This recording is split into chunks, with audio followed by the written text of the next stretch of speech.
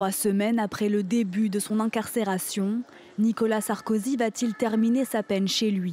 Sa demande de mise en liberté sera examinée par la Cour d'appel de Paris et elle pourrait être acceptée compte tenu du statut de l'ancien président de la République et des menaces qui pèsent sur lui au sein de la prison de la Santé.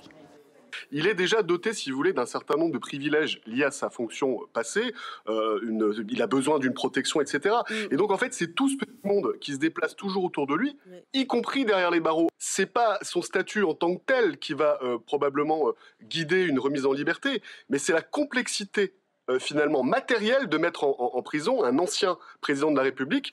Son maintien en détention n'est possible que s'il existe un risque de récidive, de fuite ou de pression et de concertation pouvant nuire au déroulement de son procès en appel.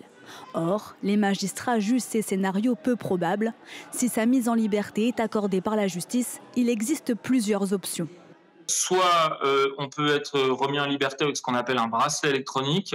C'est assez rare dans l'attente d'une procédure d'appel. Donc le plus courant, c'est ce qu'on appelle un contrôle judiciaire, c'est-à-dire que vous sortez, vous êtes remis en liberté, mais vous avez un certain nombre d'obligations qui sont fixées par la justice. Ça peut être d'aller pointer au commissariat le plus proche de chez vous, ça peut être de rendre des comptes régulièrement de là où vous habitez, de vos activités professionnelles. La décision devrait être rendue dans l'après-midi et l'ancien président pourrait sortir de prison dans la foulée.